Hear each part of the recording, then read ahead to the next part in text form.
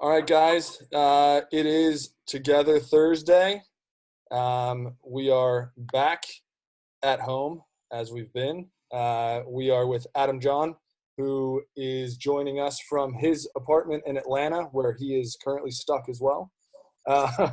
So thanks, Adam, for joining us. We know that we know that these are crazy times, and we appreciate the fact that it's 10 o'clock out there, and you were still willing to jump on with us. So thanks for that. I appreciate the distraction. Trust me. Yeah, I can imagine. So guys, the format will be this. We're just gonna have kind of a conversation with Adam, and I have Coach Derek for those of you who can't see him because I made Adam's screen show up. Derek's been around the club, Adam. So Derek coached me when I'm an 80. So if that tells you anything, yeah. Derek's been around the club for quite some time. Young guy. I haven't met many players that Derek hasn't coached, so that's a good point. Around the club. So young guy. He's a lifer.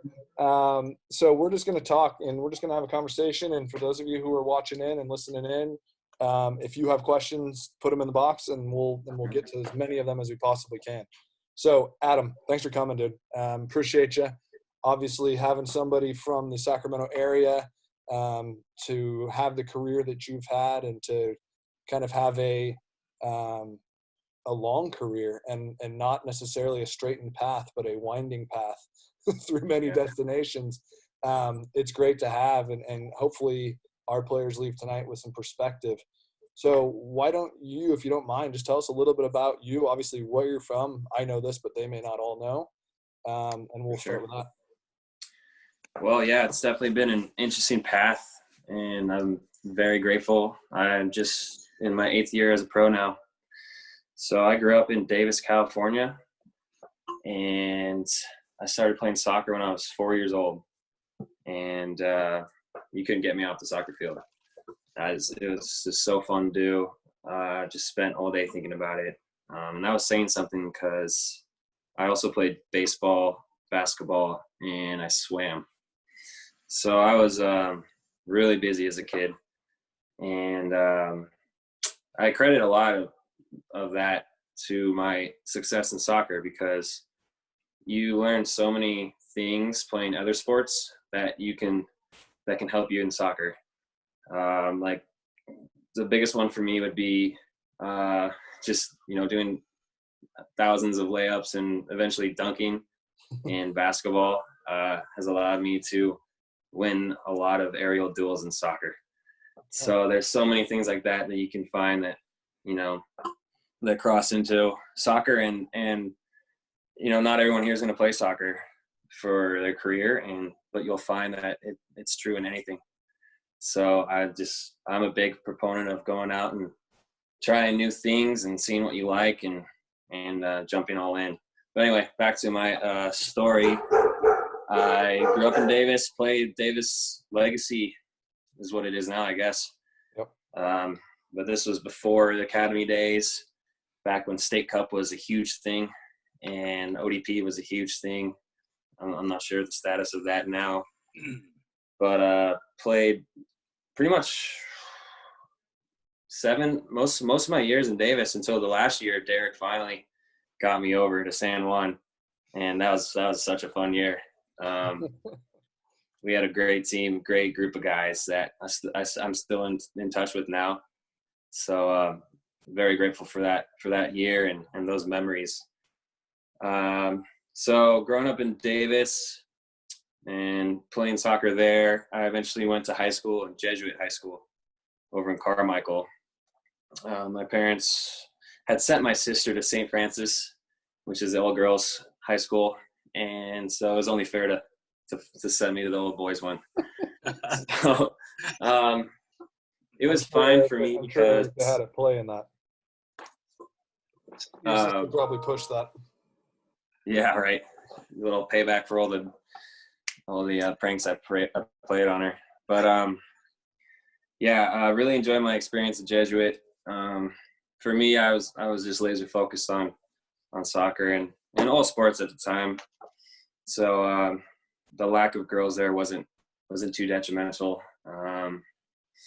We've got some I played guys for sure on here. We got a bunch of Jesuit guys at the club. All right. Yeah. Is Paul Rose still there? It's probably what is like 50th year or something. Yeah, I think he's actually permanently tied to a goalpost and he's never leaving. That's impressive, man.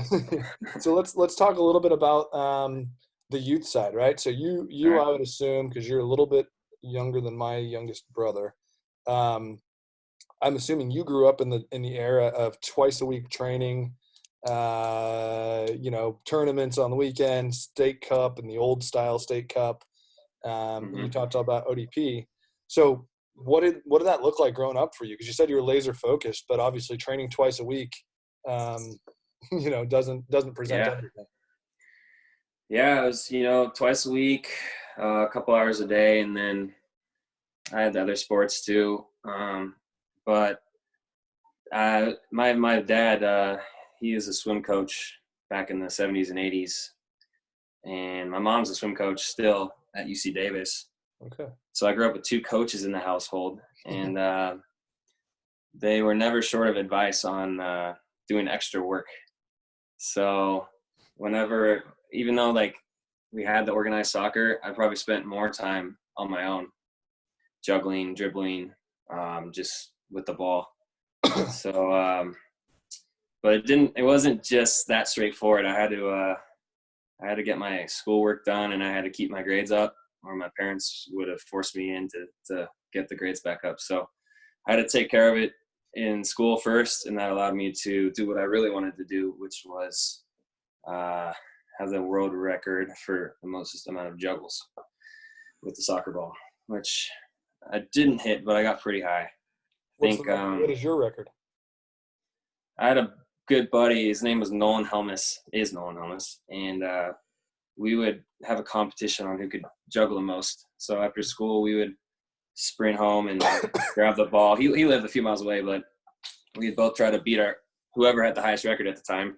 And as soon as one of us did, we'd call the other one up on the phone and just tell him the new number, and then that guy would immediately go outside and try to beat it. So we did that for a few years, and it stopped when we were up to like 1700, and it was taking like over an hour just to beat the record. And for me, the biggest factor was the sweat was dropping down my face into my eyes, and I couldn't see the ball anymore. And at that point, I thought, all right, well, we're getting pretty good at this. Let's move on to some more complex things. Yeah, but man, that was fun. I look back fondly at those times, and just the amount I credit a lot of my success to what I was able to do on my own. Yeah, that's great. Yeah. So that'll be a good segue, because right now we're all in the same boat. And I know we talked to Brooks Lennon a couple weeks ago, who's your teammate in Atlanta, who was excited to hear you were going to come on after him. So he didn't set the bar too high, so he'll be just fine. I've known Brooks since he was a little kid. He was great. But now, obviously, here you are at this point in life as a pro in a new city that you've only been in for a handful of months, and you're stuck without a team to train with. So what are you doing? Losing my mind slowly. All of us together. So, everyone's facing the same challenge, but I read a lot, and the team has been really good at sending us workouts and staying in touch with us week by week. And we have 4 to 5 workouts on Zoom together. So that's we're doing the best of what we can, but that's how we're staying fit. And then I think it's important to get outside in a safe way, but just make sure you change your scenery, because being even if you have a lot of space in your house, just being in the same area for too long of a time, you get cooped up, and it's good to just get out and go on a walk, go on a jog, throw on some music. So I'll do that a lot, just to stop staying in one place. But I was thinking about it, and there's probably no better time for this to happen than now, with the technology we have at our fingertips, and being able to, have these Zoom calls with hundreds of people, and, have all these streaming the services and video games. So, I mean, imagine being on quarantine 20 years ago, even 30, 50, Yep. So I like to think of it in a positive light. No, it's an opportunity to get better. That's what we've been trying to in other ways, right? Deal with some other stuff. All right, so we'll go back through the youth. Obviously, Jesuit high school, very successful. You were recruited, I think, by Brett Simon to Stanford. Is that right? Correct. So Yeah. tell us that process, because I remember Brett telling me a story at one point in time about your process, but I don't want to tell it incorrectly. So was it an easy process? Was it straight ahead? I have a story also for Brett, but I'll share it with you guys a little later. Brett and Adam. Go ahead, Adam. Sweet. I hope it's one of the good ones. No, I was almost going to commit to Santa Clara University. And that came about because I started doing ODP in, I want to say 13 or 14. And funny story, I got cut from district ODP the first time I tried out, which is funny, really funny. So second go around, I made it, and then was able to progress in that, to state, and then finally to Region 4. And it was there that Eric Yamamoto was the Region 4 head coach. And he was also the goalie and assistant coach at Santa Clara University. And we got along well together. I really liked him. He's a good coach. And so he started recruiting me early on, and this was, I think, my sophomore year in high school. So it was all set up. Like Santa Clara at the time, they had Julio Anibaba. They're number 3 in the country. A great school as well. So I'm like, cool, this is easy. And, I'm about ready to commit. And then I can't remember specifics, but it was like Rob Becerra or Brett Simon came into the picture somehow from Stanford.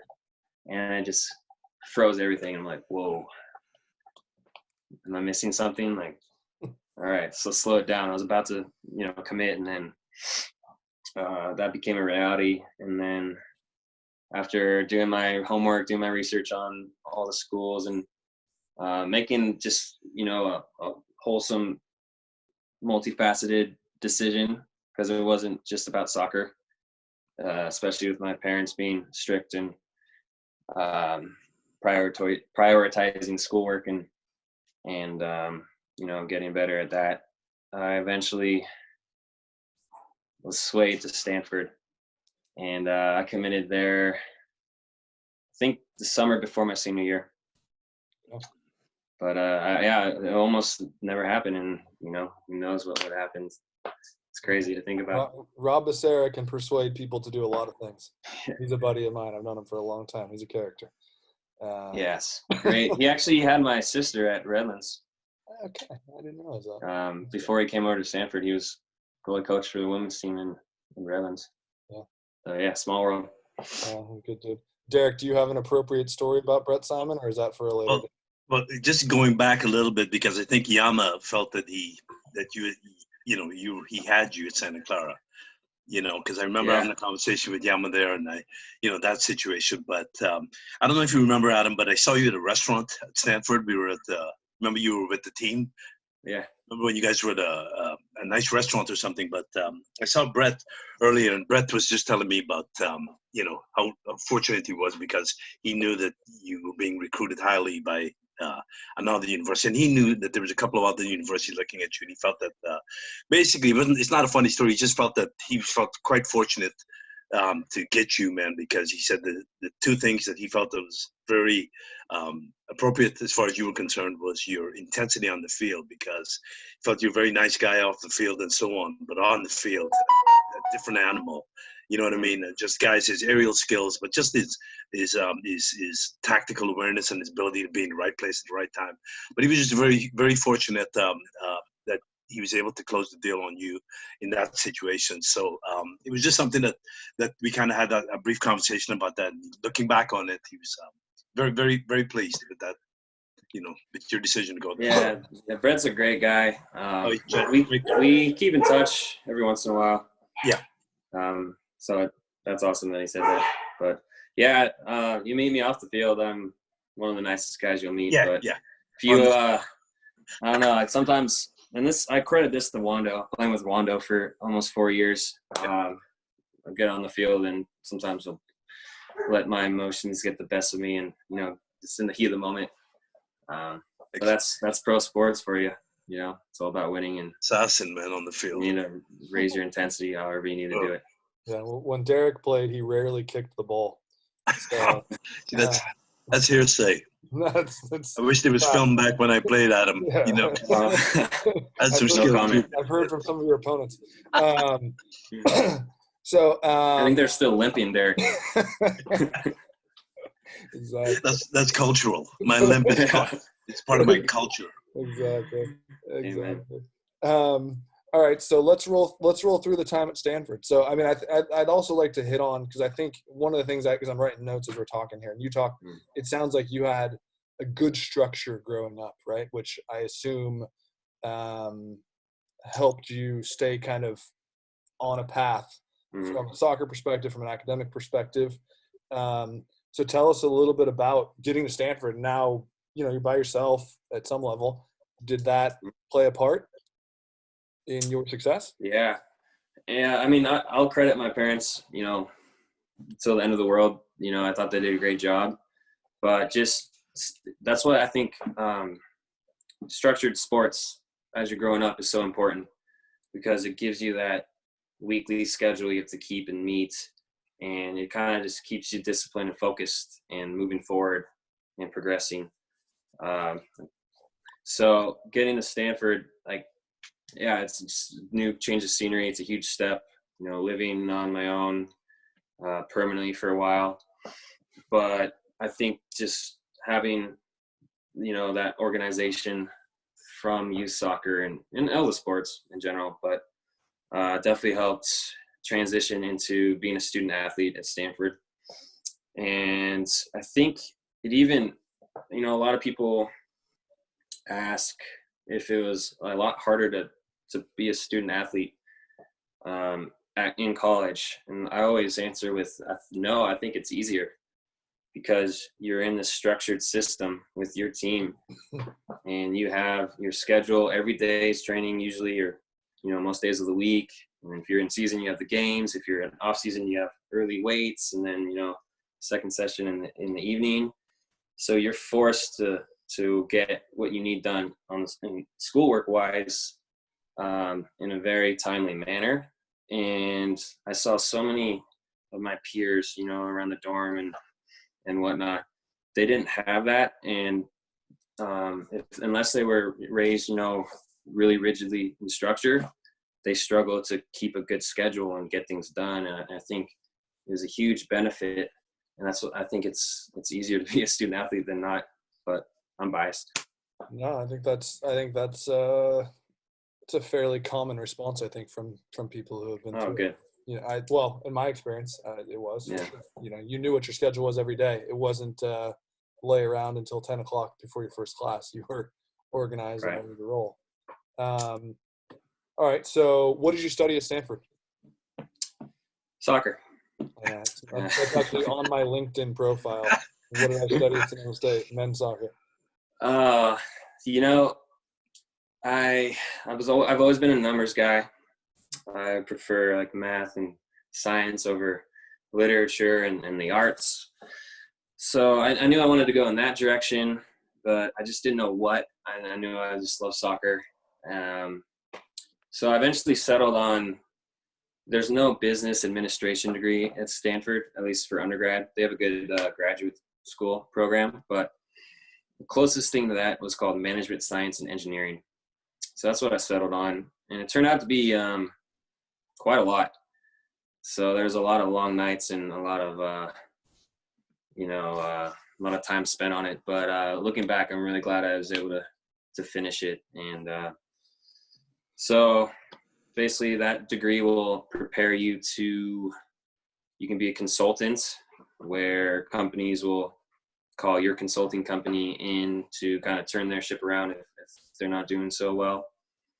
Or you can go pretty much anywhere into the financial industry, in accounting, or, investments, or whatever you want in that area. And the third, which is kind of my focus within the major, was entrepreneurialism, and basically kind of how to start your own business, or, create an idea. Everyone has great ideas, but executing those ideas is a whole different ballgame. So that's kind of where I ended up, and really grateful that I was able to finish it. I actually had to take an extra few quarters to finish, but luckily San Jose Earthquakes drafted me, and I stayed in school my rookie year and finished up. So, all right, I'm writing notes as we go here. Were you there? Was Alicia Jenkins there the same time you were there? Yeah, she was 2 or 3 years older than me. Okay, yeah, I thought so. But I remember her name. Yeah, I don't know if we spoke. Alicia was 1988. Alicia was 1988. Okay. You were there. I'm a 91, so 91. I think she's a senior, maybe. She was 4 years, right? Okay, yeah, she was one of our first calls, and she's a club alum, so she's doing well for herself at Nike. Yeah, man. What's her title? What's her title with Nike, Alicia? Director of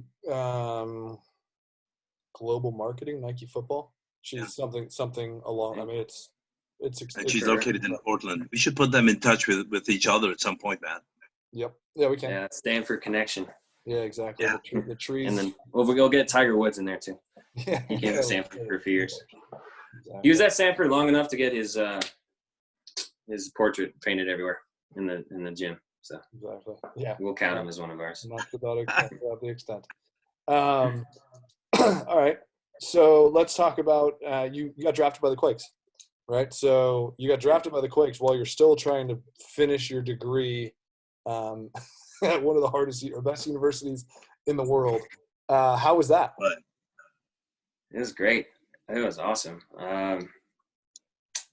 Nothing really changed, in my weekly schedule. The only difference was instead of biking to practice, on campus, I was driving to training. But then I'd drive straight back, and I'd had afternoon classes. So other than, a little bit of different games on the weekend, it was an easy transition. And it was cool. I didn't go to the combine, and I didn't get drafted in the first few rounds. So I actually got a call from John Doyle, who was the GM at the time. And I was in one of my MS&E classes. And I had been following the draft online because, the later rounds is just the conference call, and they'll post the picks on the website. So I've been following it, but I hadn't seen my name. Then I got a call from a San Jose number. I'm like, oh, this could be interesting. So I step outside, and it's him. He's like, hey, we're going to pick you. Can you come to training tomorrow? And I'm like, yep, see you there. So I was over the moon, just because I felt slighted by not, getting any recognition. I just had my best year at Stanford, my senior year, but unfortunately we didn't make the tournament. So I guess, the teams that go really far in the tournament have the most exposure, which is just how it is. But, I didn't let that, dampen my spirits at all. And I kept, I knew a few players that, after their senior year, they kind of, well, if it happens, it happens, but I'm not going to really pursue or hope for it. And they ended up just moving on, which is totally fine. But I really wanted to keep playing, and I got that chance. So that was in, late January of 2013. And unless you're one of the top few picks in the draft, or Generation Adidas, or like now a homegrown, when you get drafted, you're not signing a contract. You're just trying out. So you have like a 6-week trial. So the next 6 weeks was basically like, trying to get one of the forward spots behind Wondolowski, Alan Gordon, Steven Lenhart. And is crazy because I finally signed my first deal, the rookie deal, 2 days before our first game, and then ended up getting subbed in and playing. So it was kind of a whirlwind, but I look back on it just really fondly because I never lost hope and I never stopped believing in myself. And I think I had Preki as a coach in Sacramento, and that's the one thing he said that resonated with me the most was always believe in yourself. Yeah, I never stopped believing in myself, and that's the most important thing. So that's probably one of the best pieces of advice I've gotten and that I'll ever give is just always believe in yourself and your ability to get things done. If you want it enough, you'll find a way. Yeah, absolutely. That's great advice. So now you're a young pro, right? You're a young pro at San Jose behind what eventually became the league leading scorer in the MLS and a couple other guys who had good runs who were a little bit similar to you as far as style of play, right? A little bit physical between Lenhart and Alan Gordon and even Wando, to be fair. He's stronger than he looks. Yeah, no, for sure. How was that process as a 22-year-old kid or 21-year-old kid coming into the pros where you're battling with guys that are trying to feed their families and you know, for sure. How hard was that? It was hard. I mean, I was kind of young and naive, so I was just kind of going with the flow, enjoying every moment of it, which I think is a really good attitude to have. It's called beginner's mindset, and you go into things, and I truly was a beginner, but I think if the more things you can go into with an open mind, with no expectations, and like a true beginner's mindset, I think that's a really good headspace to be in. So I had that, and I was just kind of sorry, go ahead. No, I was just curious if you had to sharpen your elbows. You have to sharpen your elbows? Yeah. You know, they're sharp. Just get ready. Exactly. Bring that intensity. Yeah. I'm sorry, I didn't mean to. Go ahead. No, you're fine. So I had a really good start to my rookie year and scoring goals and getting good minutes. And then,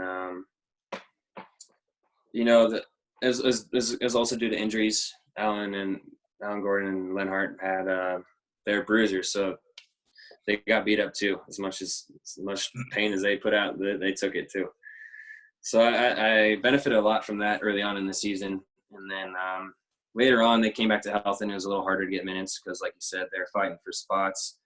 You know, Gordo had 12 years experience on me. That's just how it is in pro sports. And that's why you just gotta go out and do your best. And, you know, things are out of your hand, but control what you can control. And at the end of the day, if you do that, you're doing it right. Yeah.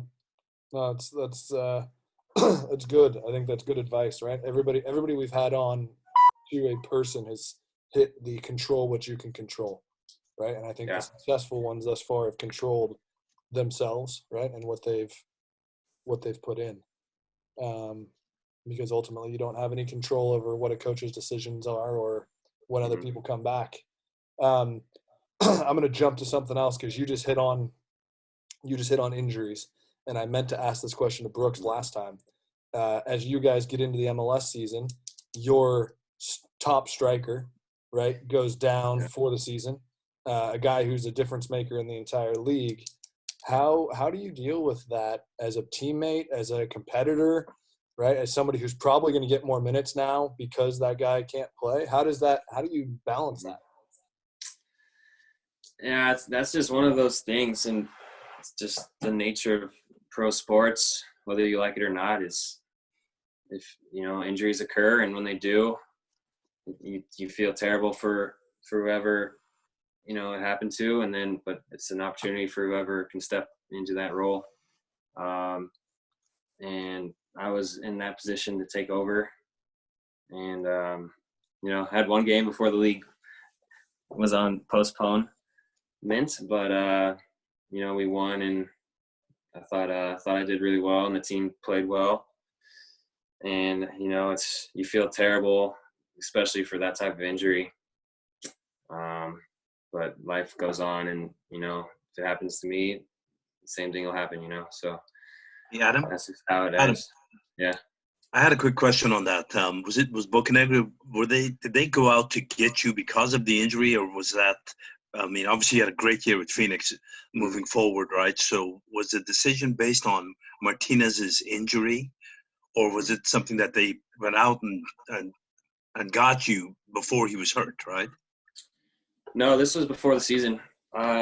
So last year I played in Phoenix and had a pretty good year, and so Carlos got in touch with us over the holidays, and they were looking to – their backup striker had just been picked up by Cincinnati.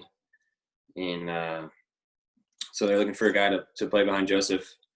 And they were looking at a few, and then ultimately fell on me. And so I was all ready to – I had another year in Phoenix. So they ended up buying me out, and I came over to be the number 2. And, we have a lot of games this year. We had Champions League. We're going to have Open Cup. And also Joseph would have gone to national team duty. So it would have been a good opportunity to play some good minutes either way. So but I'd come over to be his backup and, be like a super sub later on if we needed a goal or something like that. No, I know I kind of jumped the gun there in terms of, but I was under the impression one was contingent on the other, the injury being contingent on them going out to get you. But anyway. No, I just got there mid-January, and then we would go through preseason. We're going through the CONCACAF Champions League, and then first game MLS. And I blame the field, really. We're playing at Nissan Stadium against Nashville, and they just laid turf on, and it was – if you change directions really quick, just the whole sod's coming up. And if you look at the injury, it was kind of like a fluke thing. I think the field played a part of it. But, it's crazy because, 2 months earlier I was still a Phoenix player, and now I'm starting in Mercedes-Benz, game 2 at MLS. Yeah. So things change like that. Yeah, that's the joys of professional football. I want to go back because I think I don't want to skip on some of the other pieces because I know your kind of trajectory and pathway, but I don't know that a lot of the players do. So you go 4 years at the Quakes, and then you get promoted, or what's the next step, right? Because it's not been a straight shot in a rocket for you, right? No, it's definitely been a journey. A lot of difficulties and obstacles to overcome. A lot of good moments. I went on loan my second year in 2015 to Sacramento. That's where Preki was my coach, and that's the first year in the USL for Sac Republic, and we won it. We won the whole thing that year, and it was a great time looking back on it. I was able to live at my sister's house for the whole season. We had a blast and did well. Met a lot of good players, and then so obviously I was happy to win, happy to get minutes with Sac, but then you always want to be playing at the highest level. You want to be pushing yourself to the best of your ability. So although I was enjoying the playing time, it was tough not being up with San Jose and getting some first team minutes in MLS. Well, that I didn't let it deter me. I let it motivate me. And the next year, 2016, didn't really, find a rhythm. And eventually, Columbus was looking for another striker, and so they traded for me at the All-Star break in 2016.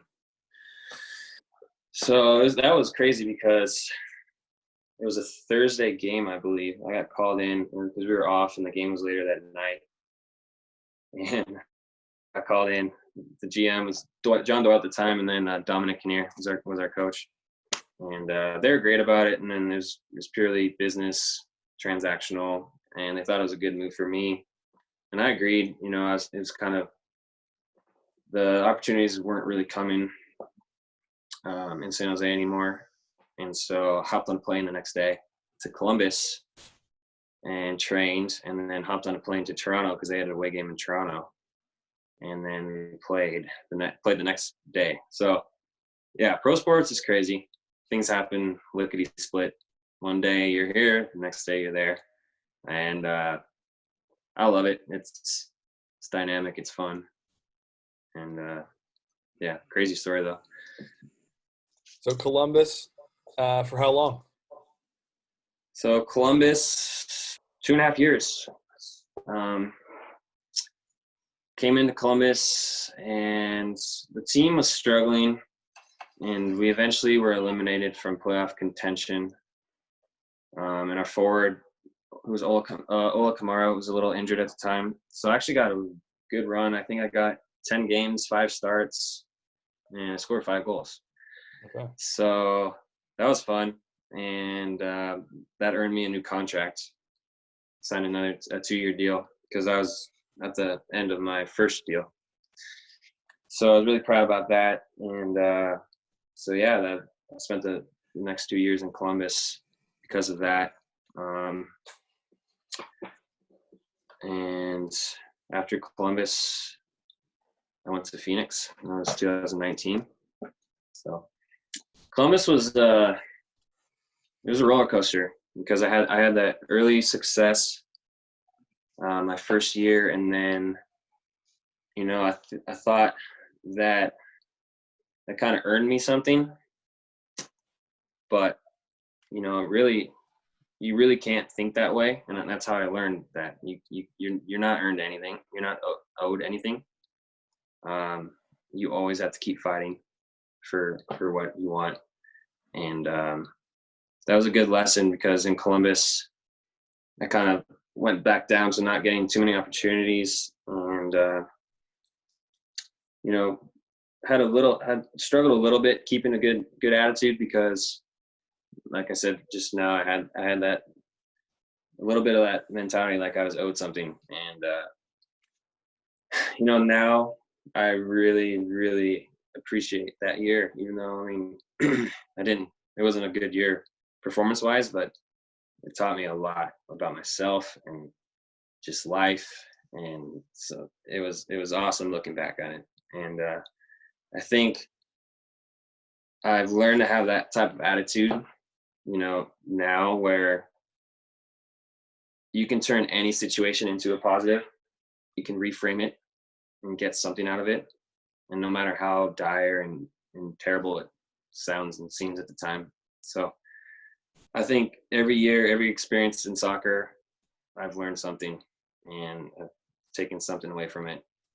And it's not just soccer. You can do that in any aspect of life. But I like to say the best thing to come out of Columbus was I met my fiance there. Attaboy. Yeah. So I met her in 2018, and that's the year I went on loan to Oklahoma City, where I roomed with Drew Becky, who is Janine Becky's brother. That's great. And man, what a family. I mean, I actually haven't met her, but he talked on the phone to her a lot, and just knowing Drew, I know she's awesome. Yeah. So that was a good experience. Yeah. What's that? No, she was great to have on. She was I didn't realize that her brother was a player, and somebody had said that beforehand. So he's in El Paso, I think, now, doing the grind. So yeah. So let's talk. So after Columbus, right? So then you go to Phoenix, right? And you're in a town that I lived there for a few years and coached there on the youth side. That's where I met Brooks when he was a kid. And I know what their fan base is and what that environment's like. It's a little bit, I think, like how Republic was in the first couple of years, where it's, people were excited, but was Drogba part of the ownership group, and there was some other stuff going on at one point. So how was that environment when you go from Columbus in the MLS? So now you've been MLS, USL, MLS, now back into the USL. How was that? Yeah, like you said, it's just like SAC, sell out home games, loud, great crowd, really fun to play in, just a little hotter, especially in July. Yep. It wasn't The atmosphere wasn't a big change. In Columbus, we weren't. We almost lost the team because there wasn't huge support there. Right. So it was actually refreshing to come play in front of a sellout crowd with the team. It's a really cool brand. Drogba was part owner. He had played the year before. There's a lot of hype around it, and the team was doing well, and coaching staff brought in some really good pieces. The year I came in, and even this offseason. So I think Phoenix is definitely a really enjoyable year for me. I played a lot. We did really well. I had some really cool streaks that hopefully will never be broken. But Phoenix is a great town. We love it. My fiance Carly's a realtor there now in Arizona. Okay. So just putting down a few roots. Yeah, no, it's a good spot to be for sure. Yeah. Derek, were you going to say something? Well, I mean, I just want to, I want to speak to our kids that are on this call right now, because I think it's very important, because, what Adam has exemplified to me during his career is very special. And I think he's 29 years old, has had over 100 MLS appearances, 17 goals, 5 assists with Phoenix last year. I mean, he's had some tremendous moments, peaks and valleys. And I think we kind of look at you, and our kids should look at you as a role model, Adam. I think you're something special coming out of this area and what you've accomplished. So I'm hoping that our guys realize that, they can identify and relate to what you've gone through, with your peaks and your valleys. And the thing about it, you're so resilient, and your consistency, right, in terms of just, the passion and the intensity and all of the other qualities that you bring is what has made you successful and made you special. And in my opinion, I think, you probably, by the time you're finished, you'll probably be the most decorated player in this area, because I still think you've got some great years ahead of you, man. But anyway, I'm trying to exemplify to our kids that they should feel very special here, because, we should look at you as like one of our own in terms of a local guy. And then the things that you've done, playing at one of the top 5 universities in the country, you know what I mean, to be to be a student athlete. I mean, you exemplify specifically about that. So that's my couple of comments that I wanted to make, because I know we're extremely proud. And the fact that you played a year here for us, man. We had a great team with Gashin and Nick Ryan and Amobi and all of those guys. Amobi, Ade, yeah, great guys. Yeah. Go ahead. Thanks a lot, Derek. And I was in the same shoes as all the kids, and there's nothing special about me. Yes, there is. I just hard work. No, a lot of special qualities you have, man. There's no like born innate ability. You learn it, you work hard at it, and that's really promising and special to me, because I think it's in your control. So if you want it badly enough, you'll find a way to make it happen. And I credit a lot of my success to youth soccer, but every part of it had, great, contributed a lot, every year. And so my year in San Juan was awesome. It was an important year, because it was, my last year at club before going into college. So you guys are in a great situation there, and I was there, and just work hard and listen to these guys. They know what they're talking about. Sometimes. Hey, so there's a question we had last week. I don't know if you're familiar with the sports psychologist Dan Abrams, who's out of England. He works with a bunch of the the guys that play in the EPL. But one of the things he talks about, or that he spoke about with the players, was kind of managing, and he calls it squashing your ants, right? So your automatic negative thoughts.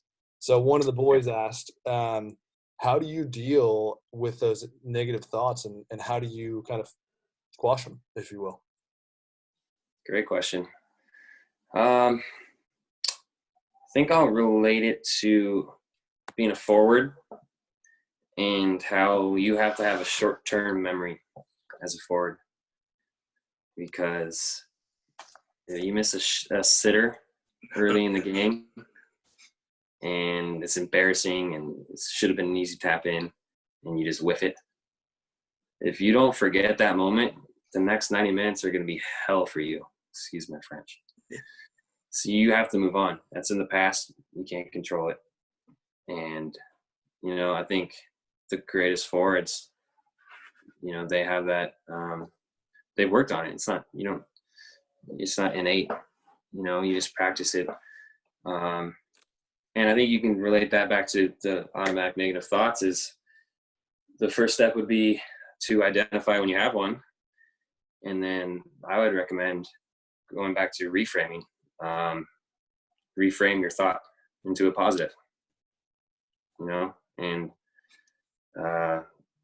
you're going to suck at it at first. You're not good at something the first time. You got to work on it, and it's going to be frustrating. But if you understand it's a process and it's going to take effort, time and effort, then you won't have that lofty expectation that you have to get it right the first time. And you slowly progress, and you'll eventually find you're getting better and better at it. So that's kind of my advice to combat negative thoughts. Oh, it's good, dude. I love that. And obviously, you're familiar with the issue. I'll ask a fun question. What's your dog's name? Gunner. I know. I knew the answer to that. Why is that your dog's name? It's just named after the best team, EPL. The Untouchables. Attaboy. I wish I could go run over and put my Great Arsenal glory days. on. So, yes, I knew when I saw you name your dog that on Instagram. Yeah. I said, all right, he's one of us. So that's actually the whole reason we had you on. That's fine with me. Totally fine. We've got a bunch. Thierry Henry was my idol growing up. That's why I'm 14. I've switched to 9 just to be the forward number, stereotypical forward number, but I'm back to 14 now, so I'm really ready to unleash it. On that note, sorry, go ahead. Go ahead. Have you watched Soccer Box with Gary Neville? No. You got to look it up. I've seen it.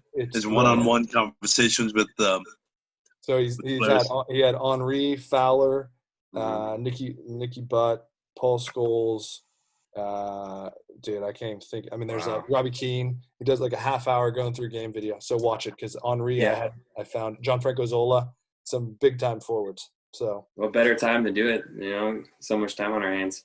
Exactly. No, I'm really looking forward to getting back to this season and everything getting back to normal and playing in Montreal. Yeah, because Henri's the coach there.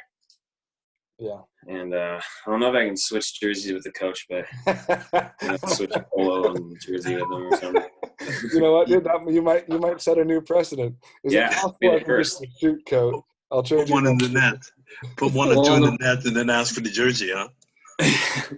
The one time I played against him was when I first scored my first MLS goal, and Justin Morrow sprinted over to him. Like, he saw the ref go to put his whistle in his mouth to blow the game over. He was sprinting from left back and basically mauled Henri. He's forcing the trade jerseys with him. So unfortunately, I missed my one chance when he was with Red Bull, but I'll get him from Montreal. When you score against him in Montreal, just go do the double knee slide into the corner.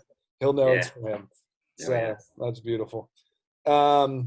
All right, well, we're getting close to an hour, and I want to be respectful of your time because it's almost 11 o'clock there, and you got a whole lot of quarantining to do tomorrow. Well, you guys have been listening intently. Was this 2 hours for them? Some of them did the first hour, some of them didn't. Wow. It just depends. Last time we found 2 hours was over the top, so we I'm gonna say wow, major props to you guys. But thanks for joining us. We tape it, they can come back to it. Derek, any final questions or thoughts before I let Adam sign off?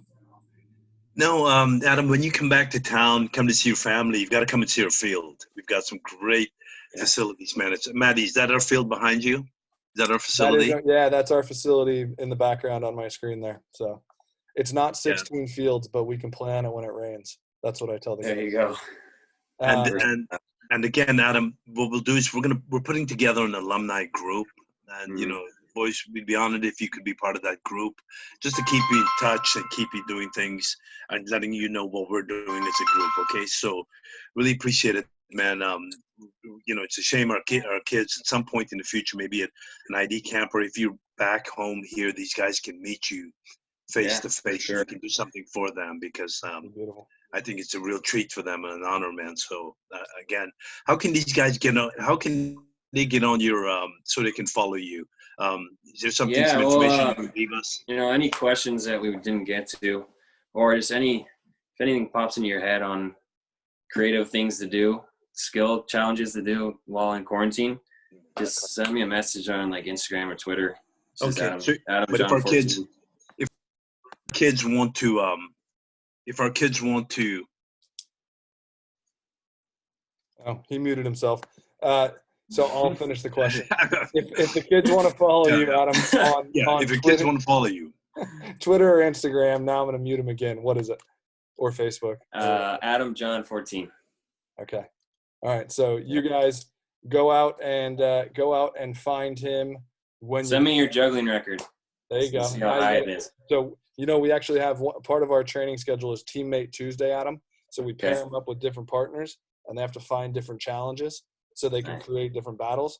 I have a feeling that there's going to be some guys having a juggling challenge via Zoom or FaceTime. So maybe you guys can challenge Adam. It sounds like you may lose, but give it your best. Give it your best go. Derek, if juggling, Derek's talking to his muted computer. If juggling's too easy for you, you can do the around the world challenge. Foot, thigh, shoulder, head, shoulder, thigh, foot. Go back and forth 7 times, and then we'll talk. All right. I think that is what we will sign off on. Adam, we appreciate you, dude. Thank you so much for coming on. That's our final edition for today of our Together Thursday. We will we'll publish this sometime this week on our YouTube. So if you guys want to go find it, Adam, I'll send you a link to it so you have it in case you want to share it or bury it. It's up to you. Go Gunners. Good luck with the rest of the season. And we appreciate you, man. Thank you so much. Thanks for having me, guys. Had a blast. Thanks, big man. It's a pleasure. Huh? Take care. We'll talk to you soon, all right? All the best. Bye. Thank you. See ya. All right, guys. Later.